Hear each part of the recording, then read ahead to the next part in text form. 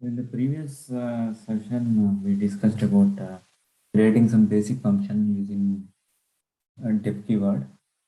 So, in this session, I will be explaining you about a different type of function called lambdas and also anonymous function, a function without names. Uh,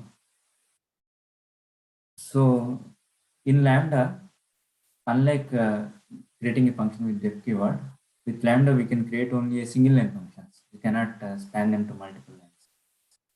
So this is also a function, but with a special class, right? So let me create a function here. So here the syntax will be instead of def, I will be using lambda as a keyword, and thus after lambda we will provide parameters. If it is multiple parameters, we will just separate a comma, and after that colon, and we will mention the expression, the single line expression, which is treated as the function. So let me comment this just for your syntax reference. Now let's say I want to create a function which takes input as a number and it evaluates the number to triple the value, multiply it with 3. Okay, so lambda, and the input will be a number, and the expression will be once using the input number, I will multiply it with 3. Understood? So here I don't need a written statement because whatever this expression evaluates, that value will be returned. And this lambda, I provided input and the expression, but I didn't provide any name to it because it is an anonymous function. With the def keyword, we will be providing a name there. So what I will do is I will assign this complete lambda to a variable. It's something, and I can use this variable as a function now because this variable now points to the function lambda object. Print. I'll just calling this triple. So whatever the value is returned from this triple function, that will be printed. Let's say I will print 10. Control S and click on this run. You see it multiplied to 30. Let me clear this. So it's evaluating to 30. Similarly, I can use one more time. Triple 20. The value should be 60, 30 and 60 because I called function 2 times. Let me create one more from lambda. Here, this lambda purpose is the input will be instead of single number, I will be providing 3 parameters now, 3 variables, and I will provide 3 strings as inputs to this one. And I am creating an expression now, which will just collect all the first characters of these 3 strings and combine them into a single string. Understand? So A of 0 plus B of 0 plus C of 0. So this expression value will be returned. So that one I will assign to this function called concat something. Print concat of some data.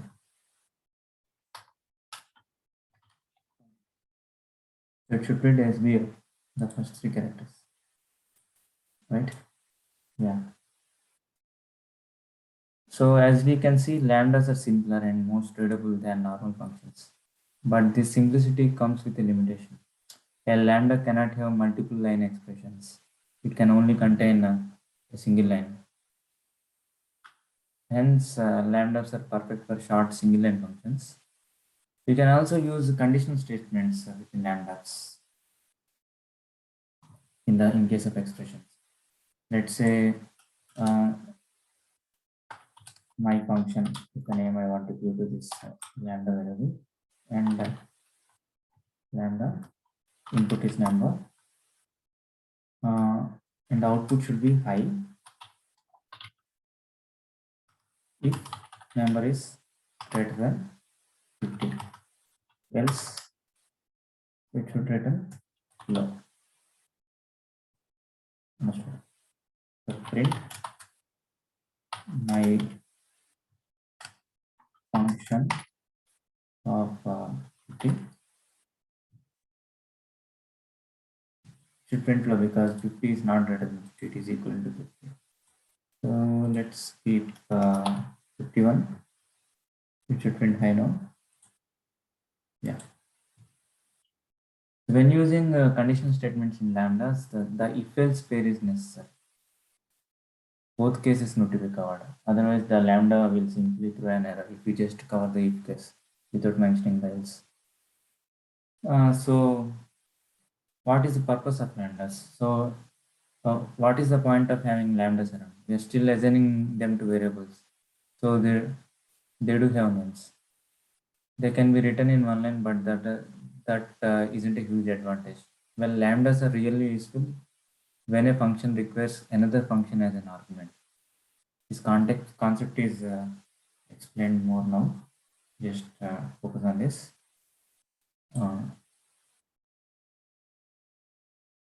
So let's say now I want to create a function which internally calls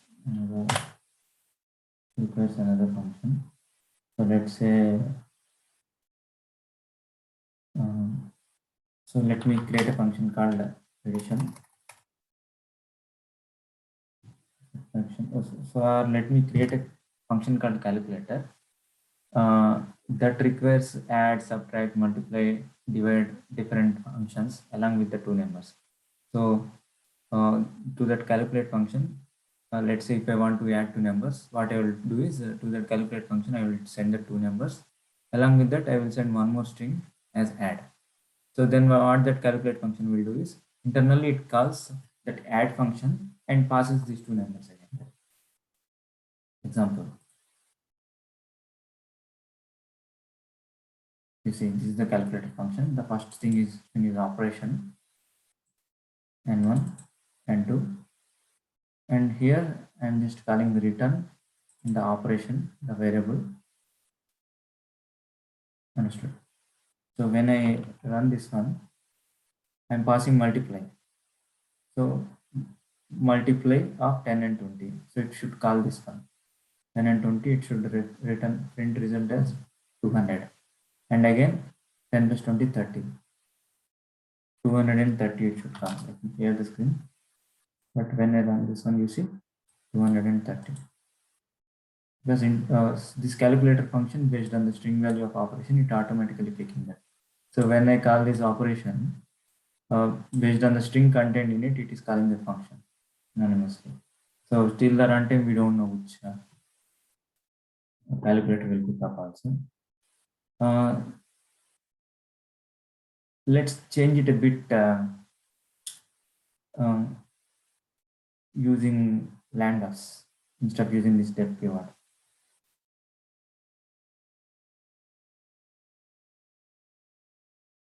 So here, see here, using the definition def keyword also, it looks simpler and more easier to understand.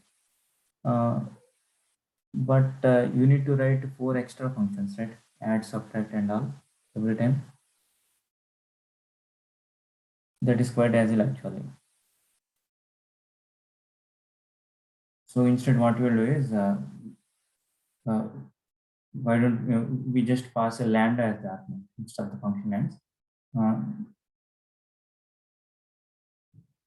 So let's say this def operation, this is fixed, this is same. And instead of these 4 functions, let me comment this.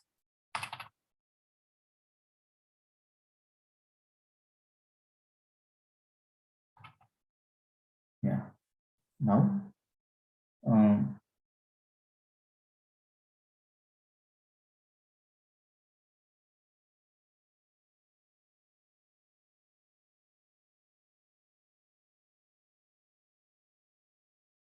so instead of multiplying, I can simply define the function here itself. Instead of defining separately, I can pass here itself lambda, because it is I can pass it as anonymous function instead of defining the definition.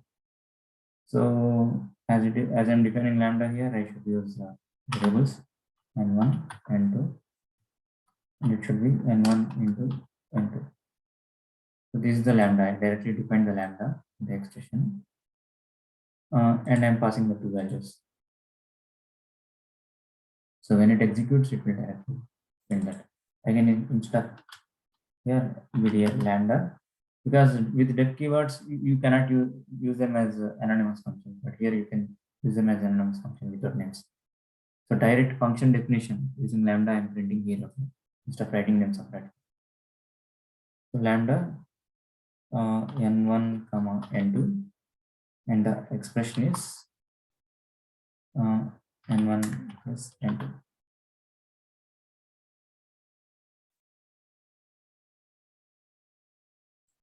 That's right.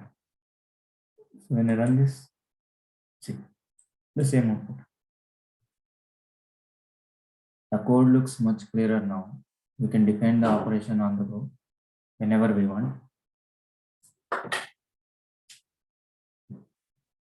This is the beauty of lambdas. They work really as well as arguments for other functions.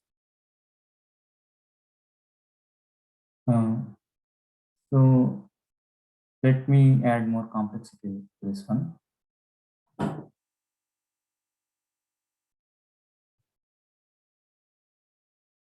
So there is one more function called map. The built-in map function creates a map object using an existing list. List is like an array in C language. And so what is the use of this map function? Map function creates a map object using an existing list and a function as its parameters. These objects can be converted to list using the list function. So let me show you. Map is the function I am defining. Before that, I want a list. List I will explain more, but just now consider it as a set of items. I mean, of items which I can pass all of them in a single array. Like how you access individual characters in the string, you can access these items also by the index values. So with my num list of 0 will access the first value, 1 will access the second value like that. So now a list is created. Now what I want is I want to double all the values inside it. For that, what I can do is I can use a map. What is the purpose of map is it can apply any function passed to it. Like this is the syntax for that map and the function and the list. So for if you call this function on individual items, it will directly apply only to that item. But if you want to apply this function on all the elements in this number list, one option is you need to create a loop, or simply you can use this map function, and first argument you will call that function, and second argument will provide the list. So what this map will do is to all the elements in this list, individually it will apply this function and return the output. That come as a list again. That complete output will be collected in a new list. That one I can collect in some new list. So let's say I am creating there. Actually, it won't create a list object. I will show you the numbers of list. Print type of num list. it will show the type of this. And in the new list, instead of this function, I will create a lambda so that I don't need to separately define that. It will take an argument as one input, and I'm just multiplying with 2. So this complete list, for each element, individual element, this lambda function will be applied. So first iteration n will be 0, second iteration 1, n will be 1. It is doubled and it will be passed to a new list. But if you see the pattern here, type of new list, just run this. You see here, it is creating a map object, not a list object, this new list. So this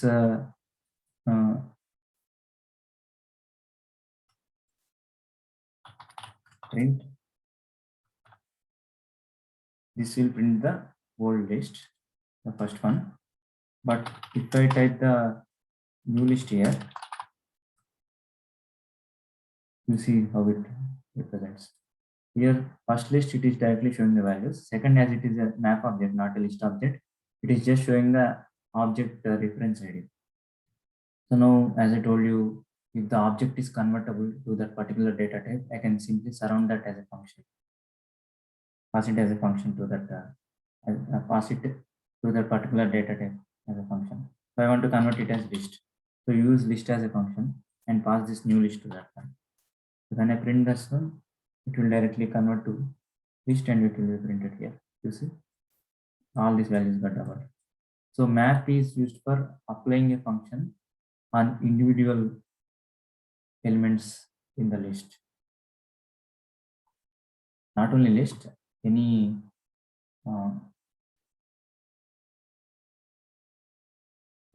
iterator kind of list kind of objects, any complex object like a list or arrays or tuples, anything. We will discuss more about this. So this is just creating the new list. The original list is like that only. It is creating a new list with the map applied. Another simple example is a similar example, that is filter function like map function.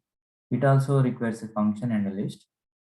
But here in the map function, we are applying the function on the individual items.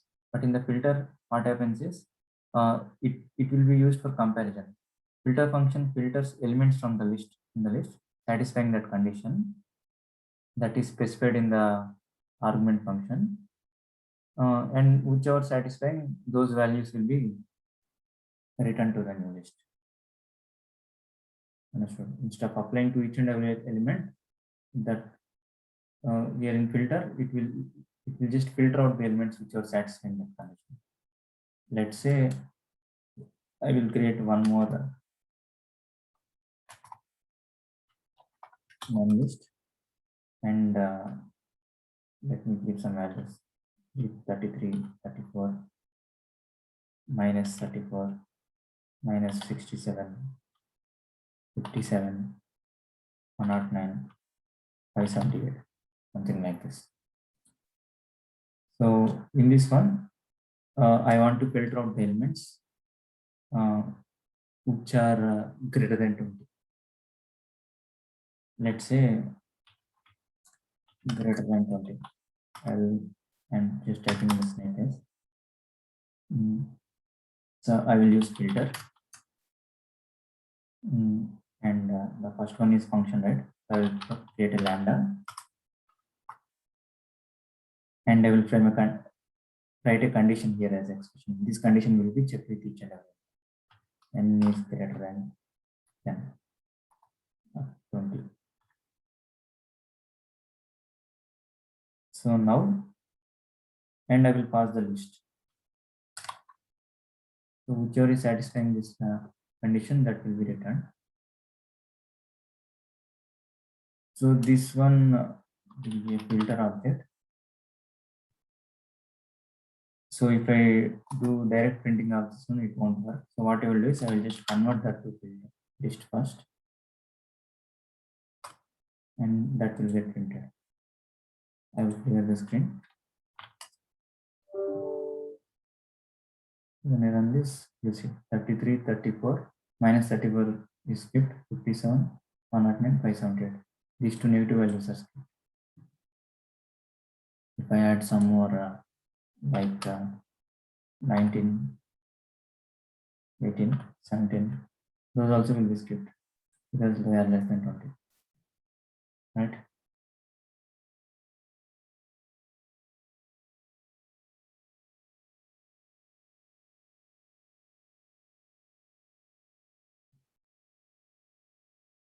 So that's it about lambdas, maps, and filters. So now let me discuss about a more common concept called as recursion, where we will be calling the same function from itself. Let's say I create a sum function. Inside that sum function, again I will be calling that sum function. Iteratively, it is calling itself. So recursion is the name of this process in which the function calls itself during its execution. Each recursive calls takes the program one scope deeper into the function, and it's go on inside it will go, and at some point it will reach the base case. The base case is a check used to indicate that there should be no further recursion.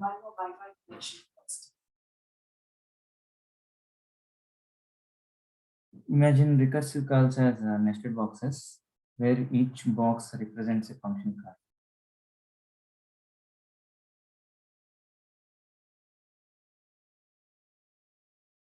So I found some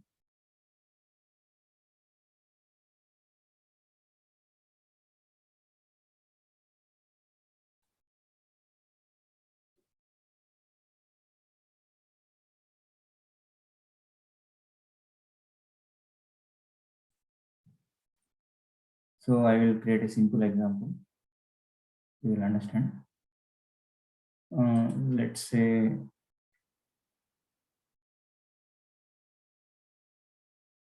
I want to create a function which will simply decrements the number one by one. So I got a sample from the internet. So you see here, I'm passing the value pi. What it does is this number pi is passed here, that pi got printed, and it will checks for the base case. Base case is the value should be 0. If the value is 0, it will stop the recursion and it will simply return the value as 0. But the value is still pi, not 0. So what it will do is, it will decrease the number by 1 and again calling the same person, recursion count. So it will call this one. Again, it will call that one. It's go on, internally it will goes.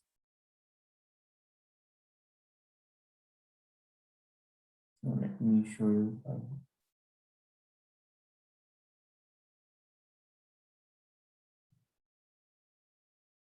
So I will explain you. I am calling recursive count with 5, right? But internally, it checks for the base condition 0. As it is not satisfying, it will call recurse function 4. Same, it will call recurse function 3. And it will call recurse function 2. It will call recurse function 1. Similarly, it will call recurse function 0. At 0, this base condition is satisfied. So what it will do? It will return the value 0. 0 will be passed back. Right? So it will be called sent back to the previous function. Understood? That call. So that number will be entered and on the it's go on like this. And it comes to the calling function. So this is a simple case or a demonstration, but generally where this recursion is used. Recursion is a concept which may find difficult to grasp at first, but it has some advantages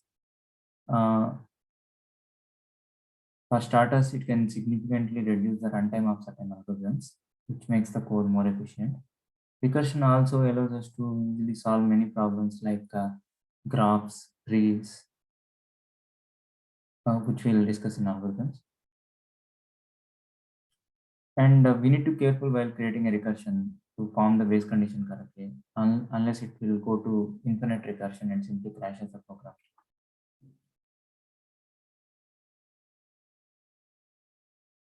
So the main thing we need to remember is the arguments passed to that recursive function are updated in each recursive call so that base values can eventually be reached. So let's take a complex example and the most common one called Fibonacci series. What is that Fibonacci series is? You can check in the internet. So you will start with numbers, and in the next recursion, in the sequence, when you're generating the sequence, it should be Fibonacci of it should be the addition of previous two numbers. Let's say 1, 2 is the sample two numbers we give.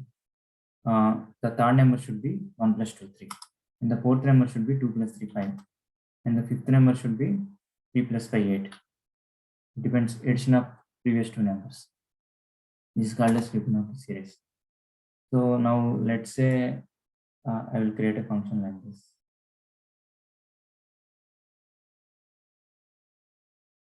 I will create a Fibonacci series function and I will just provide the sequence of numbers, how many numbers should be printed to that sequence. This is a Fibonacci. So when I run this Fibonacci series, till this 5, the addition, the sixth in the series will be printed, the sixth element in the series will be printed. And here it is, must be network, not 6 number.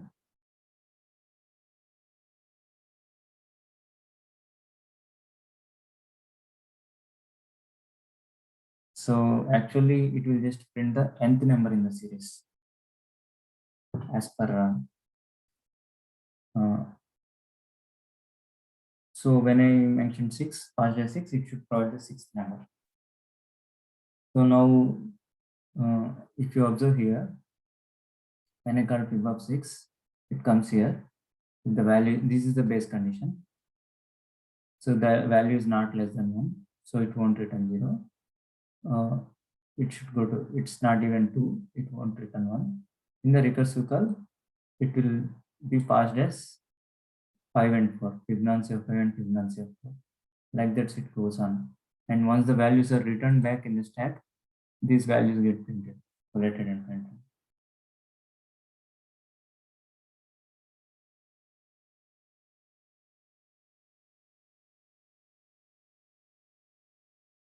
So that's it, guys. Thanks for watching. And if you want to practice more on this recursive, you can try factorial. You can try some other approaches where instead of creating the loop inside, you can create a recursive function.